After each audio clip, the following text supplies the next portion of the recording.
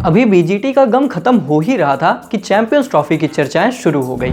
अब 12 तारीख तक आपको स्क्वाड सबमिट करना है, 13 तारीख तक आप बदलाव कर सकते हैं। तो भैया जब दिन ही इतने कम बचे हैं तो फिर चर्चा तो होगी ना कि स्क्वाड आप किस तरीके का पिक कर रहे हैं। अच्छा, भारतीय क्रिकेट के बारे में एक बात बड़ी अच्छी है, हमारे कार्यक्रम ऐसे बनाए जाते हैं कि कोई सेलिब्रेशन या फिर कोई गम हम ज़्यादा दिन कैरी नहीं कर सकते। अभी बीजीटी का गम चल ही रहा था कि उसी बीच हमने चैंपियंस ट्रॉफी की बिल्डअप शुरू कर दी है। और सच्चाई ये है कि जो चीज़ें हमारे लिए कारगर हैं भी, बीजीटी के परिणाम के बाद हम उन पर भी डाउट कर रहे हैं। हम ओडीआई क्रिकेट में रोहित शर्मा, विराट कोहली पर भी डाउट कर रहे हैं। हम सोच रहे हैं कि क्या रोहित शर्मा ही कप्तान होंगे, जसप्रीत बुमराह का क्या रोल होगा, क्या कुलदीप यादव फिट हैं, मोहम्मद शामी फिट हैं, क्या होगा चैंपियंस ट्रॉफी में भारतीय टीम का स्क्वाड, कौन कौन से खिलाड़ियों की हो सकती है छुट्टी और कौन कौन से खिलाड़ियों की हो सकती है एंट्री। चलिए जानते हैं आज की वीडियो में। इस देश में पॉजिटिव लोगों की कोई कमी नहीं है। हम हार गए न्यूजीलैंड से घर पर, हम हार गए बीजीटी, लेकिन इस पर भी हमारे कुछ साथियों ने इतना अच्छा आंकड़ा निकाला कि भाई दिल प्रसन्न हो जाए तुम्हारा। इन्होंने बोला कि उत्कर्ष भाई सीन कुछ ऐसा है कि लास्ट टाइम जब भारतीय टीम एक होम सीरीज हार गई थी टेस्ट में, फिर विदेश में भी जाकर टेस्ट सीरीज हार गई थी, उसके बाद 2012-13 में हम चैंपियंस ट्रॉफी जीत गए थे और इस बार भी हम न्यूजीलैंड से घर पर हार गए, ऑस्ट्रेलिया से बाहर हार गए। पिछली बार ये कांड हमने इंग्लैंड के साथ किया था, तो क्या पता इस बार भी चैंपियंस ट्रॉफी हमारे पास आ जाए। मैंने कहा भाई ऑप्टिमिज्म कुछ इस स्तर का होना चाहिए, है ना। पॉजिटिविटी हो तो ऐसी हो, नहीं तो ना हो। हर चीज में पॉजिटिव निकालो। अरे भैया मैं आज स्कूल में पेल दिया गया, कोई बात नहीं है, तुम नहीं मार खाते तो टीचर किसी और को मारता, तो अच्छी बात है कि तुमने किसी को बचाया। इस कदर का ऑप्टिमिज्म हम लोग दिखा रहे हैं। अब भैया इसमें चैंपियंस ट्रॉफी का स्क्वाड क्या कहता है। बैटिंग यूनिट में मुझे लगता है आप ओडीआई वर्ल्ड कप की तरफ ही देखने वाले हो और जिस तरीके की बैटिंग यूनिट वहां पर थी उसके साथ जाओगे, क्योंकि जीजी एरा में हम बहुत बदलाव एक्सपेक्ट कर रहे थे, लेकिन जो बदलाव हमारे परिणामों में आया है इसके बाद हम कह रहे हैं कि रहने दो भाई बदलाव करने को। और उससे भी ज्यादा सेकंड मोस्ट इंपॉर्टेंट पॉइंट यह है कि बदलाव करने का अब समय भी नहीं है। देखिए जब चीजें आपके पक्ष में नहीं जाती हैं और इतनी गंदी जो है जाने लगती हैं, तो आप फॉर्मेट दर फॉर्मेट हर चीज को डाउट करते हो। आप अभी भी सोच रहे होगे कुछ लोग कि रोहित शर्मा, विराट कोहली, श्रेयस अय्यर, केएल राहुल क्या ये चैंपियंस ट्रॉफी के लिए भी सही फिट हैं या फिर नहीं, शुभमन गिल को क्या ओपन करना चाहिए या फिर नहीं। बट वंस अगेन आप फॉर्मेट मिक्स नहीं कर सकते। एंड मोस्ट इंपॉर्टेंट और दूसरा पॉइंट कि आपके पास समय नहीं है, आपने बैकअप तैयार किया नहीं है, आपके पास अब समय बचा है नहीं कि आप एक्सपेरिमेंट करो, देखो, फिर किसी और को ले आओ। सो जो आपके साथ हैं उनके साथ आपको कंटिन्यू करना है। और इसीलिए बैटिंग यूनिट में Rohit Sharma as a captain, as a leader. और मैं फिर से कहूंगा, मैंने टेस्ट में इनके खिलाफ बोला कि भाई नहीं हटाओ, कप्तानी बैटिंग नहीं आ रही, पर ओडीआई क्रिकेट में ये हमारे लिए फेनोमिनल रहे हैं। इन्होंने बेहतरीन बल्लेबाजी की है, बेहतरीन लीडरशिप दिखाई है और ओडीआई वर्ल्ड कप 2023 का आपको नहीं भूलना है। इसीलिए मेरे लिए रोहित शर्मा, मैं जितना उधर टेस्ट में अगेंस्ट था उतना इधर ओडीआई में सपोर्ट भी करूंगा हमारे कप्तान को। उसके बाद उनके जोड़ीदार शुभमन गिल ही होंगे। अब गिल भाई का तो ऐसा आलम हो गया है कि कुछ हमारे फॉर्मर क्रिकेटर कह रहे हैं कि इस बंदे ने भारतीय क्रिकेट के लिए उखाड़ा ही क्या है, लौंडियाबाजी के अलावा ये करता ही क्या है। ऐसे ऐसे कमेंट्स आए हैं, लेकिन इस बंदे ने ओडीआई क्रिकेट में अच्छा किया है और रोहित शर्मा के बेहतरीन जोड़ीदार रहे हैं। तो I think Rohit Sharma and Shubman Gill open करते नजर आएंगे और यही आपके स्क्वाड में होने चाहिए।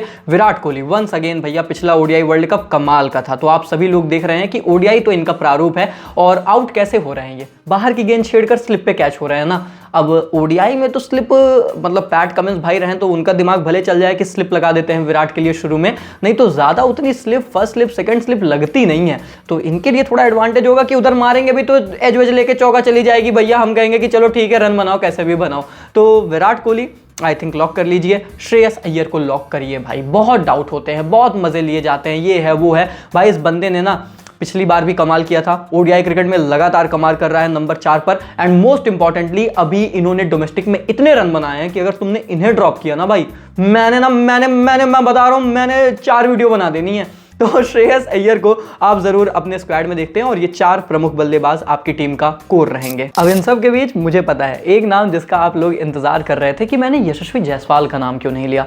हर कोई तो ले रहा है भाई, हर कोई तो कह रहा है यशस्वी जायसवाल आना चाहिए चैंपियंस ट्रॉफी में। अगर भारत सबसे मजबूत 11 खिलाना चाहता है और उस 11 में यशस्वी जायसवाल नहीं है, तो आपने सबसे मजबूत 11 खिलाई ही नहीं है। बिल्कुल फैक्ट की बात है, बिल्कुल पते की बात है और मैं ये लाइन खुद कहता हूँ। सवाल मेरा ये है कि आप यशस्वी जायसवाल को कहाँ खिलाओगे। और मुझे पता है कि बहुत से लोगों की बहुत सी दलीलें हैं, कोई रोहित को ड्रॉप करना चाहता है, कोई विराट को, कोई शुभमन गिल को और कोई इनफैक्ट श्रेयस अय्यर को। एक एक करके सब पर आते हैं। Let just talk about Rohit Sharma. पहला, जैसे मैंने बोला, कप्तान है हमारे और उन्होंने ओडीआईज में कुछ गलत किया ही नहीं है। तो जिस पर इस इंसान ने कुछ गलत नहीं किया, आप उसकी सजा उसे नहीं दे सकते। अब रोहित की अगर आप बात करेंगे तो लगभग 53 की एवरेज और 128 का स्ट्राइक रेट रहा है उनका 2023 के ओडीआई वर्ल्ड कप से। और अभी श्रीलंका सीरीज में आई थिंक 3 मैच में 2 अर्धशतक इस बंदे ने जड़ा था। तो ये बंदा तो आपके लिए लगातार परफॉर्म कर रहा है, ये आपका कैप्टन है, लीडर है, नहीं ड्रॉप कर सकते। तो रोहित की जगह वो नहीं खेल रहे हैं, एटलीस्ट शुरू में तो रोहित खेलेंगे, राइट? आपके स्टार्टिंग 11 में नहीं हो सकते। देन आप आते हैं विराट कोहली पर। भाई श्रीलंका सीरीज उत्कर्ष भाई इनकी खराब गई थी, पर ओडीआई तो विराट का फॉर्मेट है यार। ओडीआई में ये रेड बॉल क्रिकेट नहीं है। मैं फिर से कह रहा हूँ, फॉर्मेट मिक्स करने की लोग बहुत गलती करते हैं। फॉर्मेट मत मिक्स करिए। और यहां पर विराट की एवरेज 2023 ओडीआई वर्ल्ड कप से 74 की है, 74.81 की। आप इस कैलिबर के खिलाड़ी को चैंपियंस ट्रॉफी से ड्रॉप करेंगे, और specially in the ODI format, specially in ODI. अगर ये भी आप नहीं कर सकते तो फिर आप आते हैं शुभमन गिल पर, जिनको लेकर सबसे ज्यादा चर्चाएं हैं कि भाई उत्कर्ष भाई शुभमन गिल को ड्रॉप कर दो। जो है वो शुभमन गिल का मजाक बना दे रहा है, जैसा मैंने बताया कि कुछ भी कहानी बता दे रहे हैं कि इनको ड्रॉप करो। दोस्त, शुभमन गिल ने ओडीआई प्रारूप में 44 मैचेस खेले हैं, लगभग 2500 रन है और 58 की एवरेज है, 101 का स्ट्राइक रेट है, लगभग 60 की एवरेज। आई थिंक इन्होंने पता नहीं कितने शतक, दोहरे शतक भी लगा रखे हैं हमारे लिए। सो अगर इस खिलाड़ी को आप फिर से फॉर्मेट मिक्स करना, मतलब ये दुनिया की सबसे बड़ी मिस्टेक है जो इस वक्त हम भारतीय फैंस कर रहे हैं। फॉर्मेट मिक्स करके आप किसी एक खिलाड़ी को दूसरे फॉर्मेट में जज कर रहे हो कि अगर उसने टेस्ट में रन नहीं बनाया तो ओडीआई में नहीं करेगा, ओडीआई में नहीं बनाया टी20 में नहीं करेगा। नहीं भाई, this is not how it works. Rohit और शुभमन ने एटलीस्ट ओडीआई क्रिकेट में हमारे लिए बहुत बेहतर किया है एज एन ओपनर। और अगर आप यहां सब छेड़खानी नहीं कर सकते तो लोग अब बलि का बकरा बनाना चाहते हैं श्रेयस अय्यर को। भाई श्रेयस अय्यर ने, सही बात है कि ओडीआई वर्ल्ड कप में अच्छा किया था, उसके बाद थोड़ी सी उनकी फॉर्म डगमगाई थी आई थिंक, जो इसके पहले हमने सीरीज खेली। बट भाई डोमेस्टिक क्रिकेट में बंदे ने तहलका मचाया, ट्रॉफी जीती कप्तानी के तौर पर, एंड इनफैक्ट उनकी जो बल्लेबाजी थी वो भी कमाल थी। वैसे भी आपके बंदे डोमेस्टिक क्रिकेट नहीं खेलते, वो एकमात्र ऐसा बंदा था जो कोई कंप्लेन नहीं, कुछ नहीं, सारे डोमेस्टिक मैचेस जो हुए उसने हर में पार्टिसिपेट किया और पेल के रन बनाया। इसके बाद आप ड्रॉप करोगे उन्हें? हार्श कॉल है यार अगर आप ऐसा कुछ करोगे। और मुझे पता है कि आपके जहन में आएगा कि लेफ्ट हैंड बैटर का एक एडवांटेज भी आपको मिलेगा top of the order, but still यार you just can not drop this team, and that is my point. It is a very good headache selectors के लिए, मैनेजमेंट के लिए, पर भाई मैं नहीं खिला पा रहा हूं। और यही यहां की सबसे कड़वी सच्चाई है कि हम सब यशस्वी को खिलाना चाहते हैं, पर किसकी जगह पर खिलाना चाहते हैं? क्योंकि अगर आप श्रेयस की जगह खिलाओगे तो आप फिर बैटिंग पोजीशन से भी कॉम्प्रोमाइज करने वाले हो। Rohit and Shubman going to open, या फिर यशस्वी और Rohit going to open, Shubman 3 पर, विराट 4 पर चला जाएगा। तो ये नहीं सेट हो रहा है और मेरे समझ से ये नहीं सेट हो पाएगा। इसीलिए मैं कह रहा हूं कि मैं यशस्वी जायसवाल को जरूर देखता हूं, पर मैं उन्हें देखता हूं as a backup opener in this team. वो खेलेंगे तब जब दूसरे बल्लेबाज, चाहे वो शुभमन हो, विराट हो, रोहित हो, कोई भी रन नहीं बना रहा, तो फिर उसके बाद हाँ डेफिनेटली हम ये नहीं कहते हैं कि हमने ड्रॉप किया, हम कहते हैं कि रेस्ट लिया है। पर वो आपको ज़रूर देखने को मिल सकता है। बट उसके अलावा मुझे नहीं लगता कि आप 11 में, स्टार्टिंग 11 में फिट कर पा रहे हो। ये बहुत अनफॉर्चुनेट है क्योंकि यशस्वी जायसवाल ओडीआई क्रिकेट डिजर्व करता है भाई, ये तो उसका फॉर्मेट है। मैं कह रहा हूँ वो पेड़ डालेगा, पर किसकी जगह खिलाओगे ना यार? गलत किसने किया है, ये बड़ा सवाल है। ऑलराउंडर्स की लिस्ट में मैं देखता हूं हार्दिक पांड्या को, और क्या वो एज अ वाइस कैप्टन जा रहे हैं, इस पर क्वेश्चन मार्क है, क्योंकि जसप्रीत बुमराह को भी कंसीडर किया जा रहा है। अगर Bumrah completely fit and fine होंगे, सारे मैचेस खेलेंगे, तो हिल बी द वाइस कैप्टन, नहीं तो आप हार्दिक पांड्या को भी देखते हैं। पर स्क्वाड में तो भाई हार्दिक, कुंफू पांड्या, अमेजिंग पांड्या जरूर रहेंगे। अक्षर पटेल को मैं श्योर शॉट देखता हूं। और इसके बाद एक बड़ा सवाल है रविंद्र जडेजा पर, and that is a very interesting perspective, क्योंकि रविंद्र जडेजा की अगर आप बात करोगे, श्रीलंका सीरीज में बैठा दिया। अजीत अगरकर ने बोला कि बहुत इंपॉर्टेंट प्लेयर है, हम दूसरे प्लेयर्स को ट्राई करना चाहते थे, इसलिए बिठा दिया। पर तुम्हें पता है ना कि ऑफिशियल स्टेटमेंट उतना ही सच बोलता है जितना तुम्हारी एक्स तुमसे बोलती थी कि वो तुम्हें धोखा नहीं दे रही है। तो ऑफिशियल स्टेटमेंट के बारे में तो मैं ज्यादा कुछ कहूंगा नहीं, लेकिन इसीलिए जब आप रविंद्र जडेजा की बात करते हैं, क्या वो ओडीआई फॉर्मेट में फिर से वापस आ रहे हैं, is he going to be in the mix, क्या ये टीम उनके आगे देख रही है? अब अगर उनके आगे देखते हैं तो ऑप्शन क्या है? अक्षर पटेल तो एक चलो हो गया, दूसरा लेफ्ट आर्म ऑर्थोडॉक्स आपको चाहिए, और दुबई की कंडीशंस आप देखना चाहते हो स्पिन बॉलिंग ऑलराउंडर्स को। और गौतम गंभीर तो वैसे भी ऑलराउंडर्स को देखकर उनका तो अलग ही फील आता है ना उनको अंदर से, तुम समझ रहे हो ना, तो उनको तो ऑलराउंडर्स चाहिए ही रहेंगे। सो अक्षर के साथ कौन हो सकता है? वॉशिंगटन सुंदर, क्या आप उन पर ट्रस्ट कर रहे हो? क्या ऐसा नहीं है कि ऑस्ट्रेलिया ले जाकर आपने उनके कॉन्फिडेंस को और डगमगा दिया है? जो वो बंदा कॉन्फिडेंटली बैटिंग बॉलिंग करता था, और श्रीलंका सीरीज में भी एक मैच में आई थिंक उन्होंने 3 विकेट चटकाई थी जब आपने उन्हें मौका दिया। बैटिंग तो ओकेश थी, वो मैच नहीं जिता पा रहे थे। वॉशिंगटन सुंदर को मैंने ये कई बार देखा है कि मैच विनर नहीं बन पाता ये बंदा। क्रंच सिचुएशन में अच्छा दिखेगा पर आउट हो जाएगा। तो क्या ये टीम उन पर ट्रस्ट करती है? और अगर उन पर नहीं तो एक आउटसाइड द बॉक्स ऑप्शन रख रहा हूं, रियान पराग का।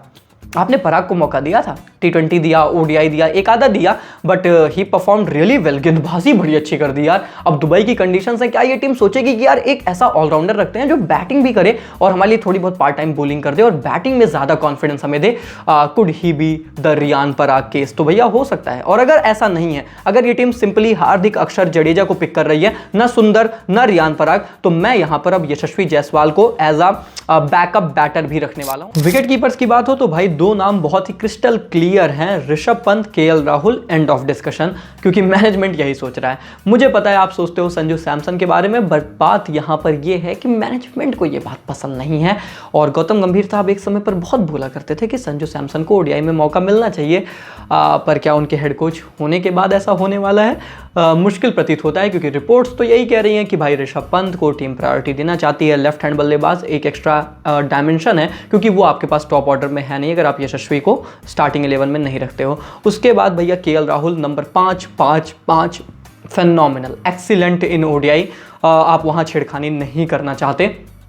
कितनी बार टीम को बचाया है, कितनी बार आप 2-3 wicket top of the order loose कर देते हो। मुझे ODI वर्ल्ड कप का वो ऑस्ट्रेलिया के अगेंस्ट मैच याद आता है जब उन्होंने आकर जिताया था पूरा मुकाबला। सो KL राहुल ने कमाल किया है। मुझे नहीं लगता कोई डिस्कशन और डिबेट उनके अराउंड यहाँ पर होनी चाहिए। सो ऋषभ पंत को मौका मिलेगा, भले संजू सैमसन के आंकड़े वैसे ODIs में उनसे 2 गुने लगभग ज़्यादा बेटर हैं। For a fact matches obviously कम खेले हैं संजू सैमसन ने, बट शायद इस डिबेट को करने का कोई मतलब यहाँ से नहीं निकलेगा। और इसीलिए जब हम बात करेंगे last but not the least गेंदबाजी यूनिट के बारे में, देखिए आपको फायरी गेंदबाजी चाहिए।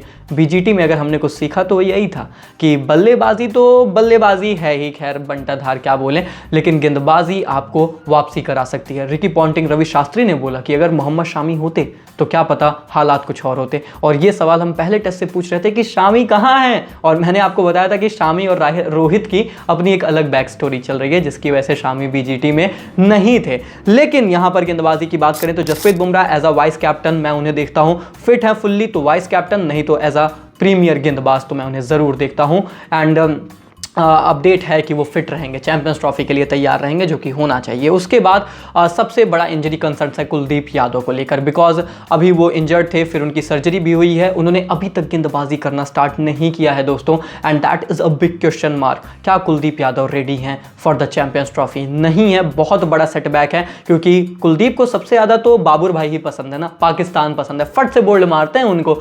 सो Kuldeep Yadav is going to be the very key player, और वैसे भी specially in the Dubai condition you need more spin bowling allrounder, थोड़े से स्पिनर्स। हालांकि इतनी इस बार वहां गर्मी नहीं रहेगी, बट कंडीशन ही थोड़ी वैसी रहती हैं। सो कुलदीप यादव अगर ये फिट है, रेडी हैं, जरूर स्टार्टिंग स्क्वाड में है। नहीं फिट है तो ये टीम क्या वरुण चक्रवर्ती की तरफ देखेगी? देख सकते हैं, पॉसिबली, यू नेवर नो कि उसके बाद ये किसकी तरफ देखेंगे। उसके बाद भैया मोहम्मद शामी अगर ये फिट है, तैयार हैं, क्योंकि फिट ही हैं, हम ये मान रहे हैं, फिट तो काफ़ी समय से हैं, डोमेस्टिक क्रिकेट में लगातार खेल रहे हैं, तो मोहम्मद शामी की वापसी हो जाएगी। मोहम्मद सिराज को देखता हूँ, एंड देखता हूँ मैं अर्शदीप सिंह को हमारे मेन स्क्वाड में, जो कि चैंपियंस ट्रॉफी के लिए तैयार होगा। वहीं पर रिजर्व्स में मैं कुछ नाम रखना चाहूँगा, जैसे कि हर्षित राणा, बहुत अच्छी गेंदबाजी की है तो आप उनकी तरफ देखते हो, और जी साहब के खास भी हैं। और यशस्वी जायसवाल अगर मेन स्क्वाड में नहीं है तो मैं इधर बैकअप में देखता हूं, मेन में है तो बात ही अलग है। अगर मेन में यशस्वी रहेंगे तो क्या पता रियान पराग आपको रिजर्व्स में नजर आए। और उसके बाद मैं नीतीश कुमार रेड्डी को भी देखता हूं। जी हाँ, नीतीश कुमार रेड्डी को लेकर बहुत डिस्कशंस है, बहुत बातें हैं कि क्या वो स्क्वाड में आएंगे। हार्दिक पांड्या हैं, एंड मुझे लगता है that is enough. Nitish Kumar Reddy को इंग्लैंड के खिलाफ जो टेस्ट सीरीज है उसके लिए प्रिपेयर कराया जाएगा, वो बहुत इंपॉर्टेंट की प्लेयर बनेंगे। सो आई थिंक कि ये टीम उनको एज अ बैकअप जरूर कंसीडर करेगी, but not as a front line allrounder. This is what I feel. बाकी क्या पता मेन स्क्वाड में भी हो जाए, यू नेवर नो। तो ये है दोस्तों चैंपियंस ट्रॉफी को लेकर मेरा स्क्वाड, और जो मैं सुन रहा हूं उसको मैंने जोड़कर बनाने का प्रयास किया है। अब कुछ बड़े बड़े सवाल हैं, ऋषभ पंत या फिर संजू सैमसन और यशस्वी जायसवाल, नीतीश कुमार रेड्डी, किसको आप मेन स्क्वाड में देखते हो, किसको आप खेलते हुए चैंपियंस ट्रॉफी देखना चाहते हो? आप मुझे कमेंट में लिखकर जरूर बताओ। वीडियो पसंद आई तो लाइक मारिए, चैनल कर दीजिए सब्सक्राइब। मिलते हैं तब तक के लिए, take care, goodbye, thank you so much.